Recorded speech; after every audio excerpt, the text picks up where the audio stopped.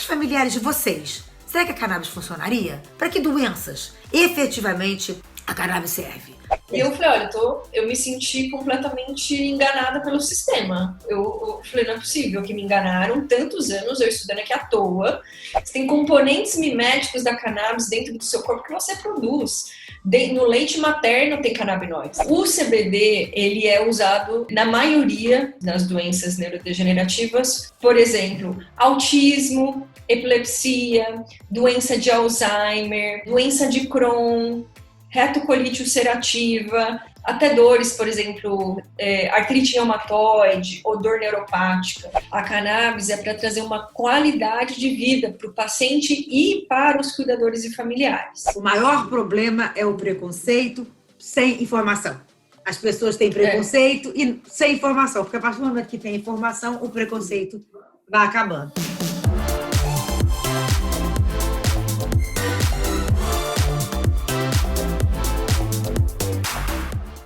Oi, gente, delícia estar aqui de novo com o nosso jeito de ser. Sejam muito bem-vindos. Então, gente, eu tenho falado muito aqui no meu canal sobre essa expectativa longa de vida atual, né? E com isso, muitos idosos apresentando demências, principalmente o Alzheimer, né? Eu tô vivendo isso agora, a mamãe tem uma demência chamada doença de Pick, e a gente acaba sofrendo muito, buscando cada vez mais a melhoria da qualidade de vida deles, né? A gente dá medicação, as medicações têm muito efeito colateral, e é muito sofrimento pra gente e pra eles também. Então, volta e meia, eu tô aqui nas minhas redes sociais, vocês também, eu tenho certeza, e a gente ouve falar da cannabis medicinal. E aí a gente vê esses vídeos das pessoas sendo tratadas com canabidiol, com a cannabis, e a gente fica impressionada, as pessoas voltando a falar, voltando com atividades cognitivas, voltando a comer com apetite, comer sozinhas. Aí eu fico pensando, gente, será que a cannabis funcionaria pra minha mãe? E para os familiares de vocês, será que a cannabis funcionaria? Para que doenças efetivamente a cannabis serve? E como que a gente consegue, né? Parece que é tudo tão complicado. Então o que eu fiz? Eu chamei uma especialista em cannabis, a doutora Carolina Nossetti. Ela é médica e ela é consultora técnica da cannabis. Gente, ela já trabalha com isso há um tempão, ela sabe tudo, ela vai dar todas as informações pra gente. E a gente vai saber efetivamente se ajudaria ou não os nossos familiares, tá? Ó, antes de eu chamar a doutora Carolina, não esquece, se inscreve, por favor, comenta, curte aqui meus vídeos, é muito importante, eu fico feliz demais. Vamos lá, doutora Carolina Nossetti. Olá! Oi, boa tarde, tudo bem? Boa tarde, nossa, que prazer, que honra te receber aqui para conversar com a gente um pouquinho. Muito obrigada, tá, doutora Carolina? Obrigada, Monique, pelo convite. É um prazer estar aqui. Acompanho o seu trabalho. Vi aquele programa da Francisquinha que eu achei um doce. E, assim, é muito impactante. E são os comunicadores que vão fazer a diferença. Estou muito feliz da gente estar aqui conversando. Nossa, e você não imagina o tamanho da minha felicidade de ter você, porque eu tenho pesquisado, te olhado, te acompanhado, como você tira as dúvidas com tanta clareza, com tanta precisão, e é isso que o público, que os meus seguidores estão precisando. Primeira coisa que eu queria saber, que você explicasse, como que o seu interesse pela cannabis começou? Foi muito sem querer, eu não tinha interesse nenhum por essa planta, fui embora do Brasil logo depois que eu formei, fiquei quase 10 anos fora, e estava estudando para revalidar meu diploma. Então chegou uma hora, é muito difícil essa revalidação do diploma americano. Então, chegou uma hora que eu estava estudando 14, 15 horas por dia, chegava em casa a 1.000 por hora, não conseguia nem comer nem dormir. E aí eu experimentei um produto que chama Zolpidem, aqui é o Stilnox.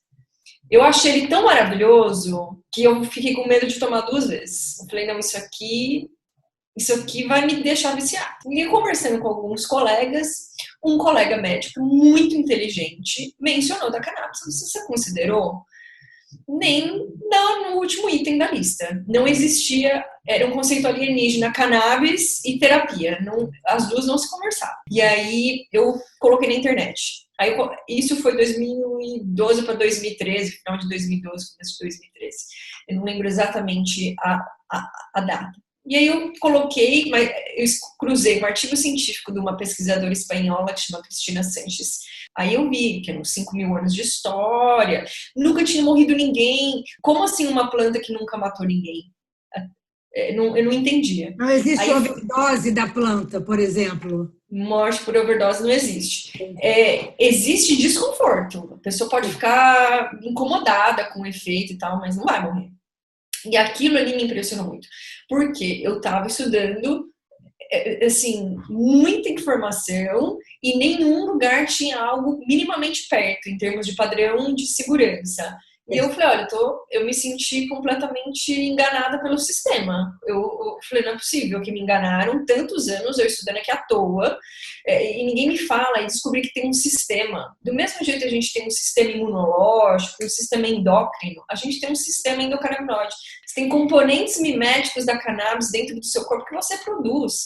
No leite materno tem canabinoides. Então não tem que querer ou gostar, deixar de gostar dessa planta, já está em você. Como é que ninguém falou isso pra gente na faculdade de medicina? Aí eu comecei a questionar. Falei, tem um motivo muito bom para estarmos nessa ignorância epidêmica. Aí eu fui descobrir que era todo um lobby, que tinha muito dinheiro. Aí eu comecei a ver vídeo de paciente, vídeo de familiar, vídeo de cuidador. Sim, mas você experimentou naquele momento? Você foi tomar para você melhorar os seus sintomas? Foi maravilhoso. Comecei a estudar, vi filmes, vi o impacto, não só na vida dos pacientes, que é uma questão na medicina. A gente vê, melhorou para o paciente ou não melhorou para o paciente? A cannabis me deu uma visão de cuidar do cuidador. Como o cuidador está sendo impactado? Quem está do lado da pessoa em casa está como? Porque tem que andar junto, né? A qualidade de vida. Terrores, a gente fica doente junto se não tomar conta. Exatamente. E aí eu vesti a camisa. É só cannabis na minha vida no sentido de educação, atender paciente, fazer consultoria técnica para as empresas, porque é do nosso melhor interesse que venham com controle de qualidade, né? Vamos agora às perguntas mais objetivas. Vamos lá. A cannabis medicinal, o que ela é? Tá. Teoricamente. Primeiro que a cannabis é uma planta só. Então, se é medicinal, se é uso adulto, se é uso religioso, a planta é uma só. É uma planta extremamente complexa, porque tem mais de 480 compostos já documentados. Os dois principais são o CBD e o THC, mas tem mais de 120 canabinoides já ali descritos. É só canabinoide. A gente fala do THC e do CBD. O THC, o que ele faz mais? E o CBD, o que ele faz mais? Você consegue me dizer isso? Vamos lá. Perfeito, a gente consegue falar. Então, o CBD, ele é usado na maioria, né, das doenças neurodegenerativas, porque muitas delas têm um fundo inflamatório. Não só doenças neurodegenerativas, mas doenças crônicas de uma maneira geral, têm esse fundo inflamatório. E o CBD, ele age muito bem em células do sistema imune e tecidos imunes. Então, como, por exemplo, quais doenças? Por exemplo, autismo, epilepsia, doença de Alzheimer, doença de Crohn, retocolite ulcerativa, até dores, por exemplo, artrite reumatoide ou dor neuropática. Então, essas todas são bons usos de óleo rico em CBD. O THC tem alguns usos específicos que tem uma boa resposta quando você combina com o CBD. Vou te dar um exemplo. Espasticidade da esclerose múltipla. Espasticidade é quando o tônus, o músculo nosso fica tensionado, tá? Tem algumas doenças em específico, como a esclerose múltipla e o Parkinson, que fica rígido a musculatura. Uma combinação CBD para THC na proporção de 1:1, que tem até um produto hoje na farmácia no Brasil com essa característica, é muito bom para diminuir essa espasticidade. Alguns pacientes com depressão têm uma resposta boa com THC, déficit de atenção nos Estados Unidos muito executivo, de alta performance inclusive, ali do Vale do Silício, desmamam de estimulantes, Adderall e outros produtos que se usam lá, para fazer uso de cepas específicas ricas em THC para déficit de atenção. As pessoas acham que é isso, eu quero um óleozinho de cannabis aí que vai resolver meu problema. Não. Tem que ter um médico, tem que ter uma pessoa que vai saber exatamente o que você tem para saber se é CBD, se é THC, se são os dois misturados e qual a proporção. A coisa não é tão simples assim. Você está certíssima, Monique. É isso mesmo. Então, agora eu vou te mostrar uma pergunta da Cláudia. Vamos ver se você consegue ver bem por aí. E a gente vai falar um pouquinho do Alzheimer, tá? Olá, Monique. Olá, doutora Carolina. Meu nome é Cláudia, eu tenho 58 anos. Eu cuido da minha mãe, que é portadora de Alzheimer há 10 anos, 8 anos de diagnóstico. Nesse tempo, esse tempo inteiro, ela foi tratada com a medicina tradicional, sendo que no final de 8 anos, eu comecei a questionar, porque eu vi a doença evoluindo, uma das medicações foram retiradas e eu vi que não estava funcionando, né? Ela não estava dormindo bem, o apetite estava muito ruim, a cognição piorando a cada dia, o vocabulário muito ruim. E aí eu comecei a pesquisar sobre o canabidiol, né? Para o tratamento de Alzheimer. Foi quando eu vi um vídeo, né? Um vídeo muito importante do seu Ivo, falando do canabidiol. E aí eu corri porque eu queria aquele tratamento, né? Consegui um médico que prescreveu o canabidiol e ela, desde julho do ano passado, ela só toma o canabidiol. Suspendi todas as medicações. A minha mãe, ela não tem problema de diabetes, ela não é hipertensa, ela não tem problema cardíaco, não tem nada. Então, ela só toma o canabidiol. E nisso eu vi uma melhora muito grande da minha mãe, ela melhorou a cognição, ela melhorou o vocabulário, o sono, o apetite. Então, realmente foi uma melhora, né? E eu não... As pessoas me perguntam se ela vai ficar boa, eu não espero isso, né? Também não sei o que eu posso esperar do canabidiol. Se ela ficar do jeitinho que ela tá, para mim já tá muito bom. Mas a pergunta que me fazem muito, né? No meu canal, eu tenho um canal de 134 mil pessoas, e as pessoas perguntam, a partir de quando é indicado o canabidiol? Qual é a fase do Alzheimer? Se pode começar desde o início, logo depois do diagnóstico, se é indicado, né? E aí tá aí a minha pergunta. E quero agradecer a participação. Beijinho para vocês. Boa pergunta. É complicado aqui porque os médicos, eles dependem de uma certa refratariedade. O que é refratariedade? Tentou isso, tentou aquilo ali, não deu certo. Então agora a cannabis é uma opção. Se a gente estiver falando do CEP no Brasil é uma coisa, essa resposta é uma. Se a gente está falando do CEP nos Estados Unidos, essa resposta é outra. Por quê? Nos Estados Unidos você compra isso no supermercado. Então se você quiser começar no primeiro dia do seu diagnóstico, você vai começar. Vamos falar do Brasil, para os nossos seguidores. Complicado porque é difícil de achar médico que queira fazer uma prescrição que não seja numa indicação refratária. Então, normalmente, os médicos vão querer tentar pelo menos algumas das terapias mais estabelecidas antes de tomar uma decisão. Eu, pessoalmente, acredito que isso não devia ser quinta ou sexta linha de escolha, tá? Eu, pessoalmente, se eu pudesse, seria a primeira, mas não sou eu que dito as regras, e as regras precisa mostrar uma certa refratariedade para a gente conseguir fazer esse uso. Uma coisa que eu queria perguntar, a gente fala muito de Alzheimer, a minha mãe tem uma demência que também é degenerativa, que não é Alzheimer, chama doença de Pick. A gente pode usar o cannabis para qualquer tipo de demência? De uma maneira geral, alguns canabinoides, eles têm o potencial de melhora cognitiva. Todos os pacientes que têm demência podem se beneficiar de uma melhora cognitiva. Então, a resposta, sim, de uma maneira geral, existe essa possibilidade. Outra questão normalmente é uma população mais idosa, né? São pacientes que podem se beneficiar de um outro ponto dos canabinoides, que é imunomodulação. É diminuir os picos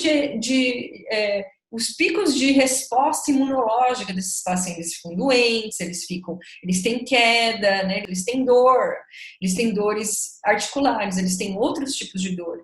Então, se você já está tomando um remédio para cognição, um produto para cognição, Que bom que esse produto para cognição também vai poder te ajudar para a questão das dores. Mas outra questão no paciente, alguns pacientes com demência têm seletividade alimentar. Só come batatinha frita com arroz. Você não aumenta o apetite, mas você modula. Então os pacientes não ficam com aversão quando usam o CBD. Quem não pode tomar cannabis? Existe alguém? Diabético pode tomar cannabis? Alguém não pode tomar cannabis? Aliás, diabetes é um resultado maravilhoso nos pacientes diabéticos. É muito bom, porque tem uma melhor ação da insulina. Os pacientes que usam os canabinoides, eles têm essa ação também anti-inflamatória, porque alguns pacientes diabéticos têm um padrão inflamado, né, um padrão inflamatório.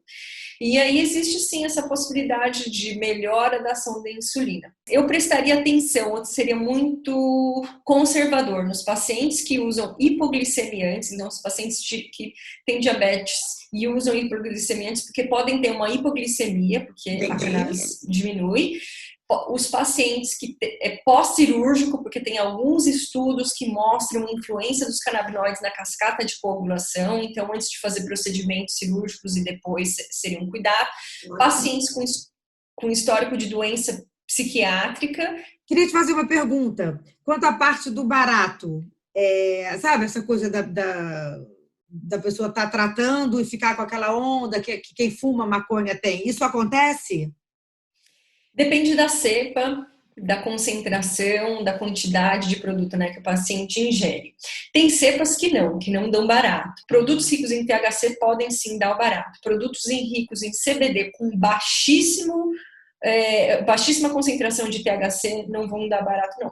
Perfeito. Quais formas de cannabis tem para tratar? Tá. A mais comum é a forma oral, que pode ser tanto com extrato quanto com cápsula. Outras formas podem ser a forma nasal, intranasal, o uso tópico, vaginal e o retal. Quando que se usa o vaginal? Por exemplo, em pacientes que têm endometriose ou pacientes que têm cólicas, que têm difícil controle, né? Que é difícil de controlar os sintomas. Quando que se usa uma forma retal? Por exemplo, casos de câncer de cólon, que tem dor, que tem desconforto local. Então, alguns pacientes têm respostas positivas usando a cannabis em forma de supositório. E tem a forma vaporizada, que alguns hospitais de Israel fazem estudos clínicos para uso em dor em pacientes que têm câncer. Quer dizer, na verdade, só para a gente deixar claro aqui, a cannabis ela não cura a doença. Ela alivia em todos os sintomas, na dor, no mal-estar, na falta de fome, enfim, tudo que você pode estar sentindo por causa da doença. Isso tem que deixar bem claro, né? Muito boa essa exposição, Monique. Aqui ninguém está falando de cura, em nenhum momento da nossa conversa aqui a gente falou que a cannabis cura nada. A cannabis é para trazer uma qualidade de vida para o paciente e para os cuidadores e familiares. Então, a intenção desse cuidado, como terapia adjunta, então ninguém está falando que vai parar, pode ser que pare, provavelmente vai parar, mas a gente não está falando para fazer isso no começo. Tem um padrão seguro, mas é assim, alívio de sintomas. Se alguém está nos vendo agora, falar, eu queria tanto conseguir tratar, como é que você indica? Procurar um médico? Como é que é? Só essa parte mais objetiva? Sim, sempre tem um médico envolvido, né, nesse cuidado. Por quê? Porque existem interações medicamentosas que não podem ser negligenciadas e tem essas contraindicações que não necessariamente são absolutas, mas que precisam ser consideradas de uma forma extremamente conservadora. É bom que são hoje, na última contagem da Anvisa, 1.200 médicos, mas provavelmente tem mais, tá? Como é que a gente descobre? Eu quero um médico que receite. Eu vou ter que sair ligando para médico por médico? Tem que perguntar. Uma forma mais fácil de fazer isso é entrar em contato com as associações que normalmente têm listas disponíveis. Então, uma solução ou vai na associação ou vai no meu Instagram, DRA, doutora Carolina Nossetti, e me pergunta lá. E se a pessoa não quer passar por esse trâmite e quer comprar lá fora mesmo e usar o artesanal? Aí cai naquele risco de não dar certo. Olha, tem óleos artesanais e pode dar certo. A gente não necessariamente sabe o que tem ali dentro. Trazer na mala, você está incorrendo um risco. Se te param e se você não tem uma autorização, Muito provavelmente eles vão jogar fora e te deixar embora, mas não tem como a gente garantir isso, porque não é legal fazer isso. Não é algo A pessoa não vai presa se trouxer a mala. Nunca vi, mas a gente não pode dizer que não vai. Eu Não nunca dando vi. ideia não, tá, gente? Só tô perguntando. É tráfico Não internacional pode, de é drogas. proibido, é proibido. É bom lembrar que é proibido. Proibido. É tráfico internacional de drogas. Então você tem que ter uma autorização. Pode, desde que você tenha uma autorização. Na realidade, é uma procuração feita no seu nome, dando poder do paciente para você trazer um medicamento para ele. Tá, E por que é tão caro, doutora Carolina? É caro mesmo, porque é difícil de fazer.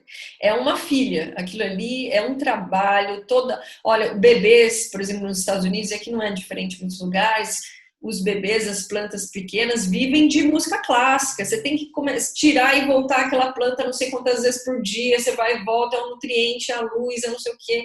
Olha, é uma complexidade, gente, para cultivar aqui. E é por isso. E aqui as associações brasileiras, elas não estão com preço muito melhor do que os de fora, não. Inclusive, a maioria dessas associações é mais cara do que nos Estados Unidos. Porque lá eles ainda fazem um monte, né? Você consegue diminuir o preço. Pouquinho. Vamos só para lembrar aqui uma coisa, para ficar bem claro. Quais as doenças que você mais indica? Autismo, epilepsia, doença de Alzheimer, demências de uma maneira geral, de uma resposta positiva, dor crônica, principalmente a dor refratária, doença de Crohn, retocolite ulcerativa, ansiedade, insônia e esquizofrenia. Acho que são as que eu mais prescrevo. Não é que eu não ache positivo, por exemplo, em Parkinson. Tem bastante paciente com Parkinson. Mas ele não é tão efetivo ou tão impactante quanto essas outras que eu mencionei. Tá. E agora, para a gente encerrar, qual a sua sugestão para a gente conseguir diminuir o preconceito? Tanto de muitos médicos, que eu sei que ainda tem, muitos médicos que falam, mas ainda não tem estudo, mas ainda não tem isso, e das pessoas também. Uhum. Sermos todos agentes de mudança. Então, quem escutar esse vídeo tá no pacote. Pega essa informação, absorve e compartilhe com os outros. A gente só vai mudar esse cenário quando as pessoas estiverem educadas sobre esse assunto e não ficarem com medo porque não sabem do que se trata. Então, a única forma é compartilhar a informação. Escutou aqui, tem um vizinho com autismo, tem um vizinho com dor que não resolve, tem um vizinho com alguma doença autoimune que nada resolve, uma psoríase, que fica ali com as manchas, né, na pele, que pega e fala assim, olha, eu fiquei sabendo que a cannabis, olha, a gente tem um sistema, produzimos neurotransmissores muito similares aos principais componentes da planta, nunca matou ninguém, tem pessoas sérias envolvidas. Eu acho que você falou tudo. O maior problema é o preconceito sem informação. As pessoas têm preconceito e sem informação, porque a partir do momento que tem informação, o preconceito vai acabando. Doutora Carolina, muito obrigada, tá? Queria te agradecer. Gente, se inscreve no canal, curte, comenta. Qualquer dúvida, o Instagram dela tem muita informação. Volta e meia ela está dando palestra, está explicando tudo sobre o assunto. Eu acho que isso é fenomenal. Muito obrigada pelo seu estudo, por tudo que você traz para a sociedade e para a gente, tá? Obrigada, Monique, é um prazer falar com você, admiro muito o seu trabalho e é só assim, uma comunicadora com sua experiência que as coisas vão mudando e que mais comunicadores sigam se inspirem no seu trabalho e a gente consiga diminuir esse preconceito. Obrigada, Monique. Obrigada a você, tá? Um beijo grande.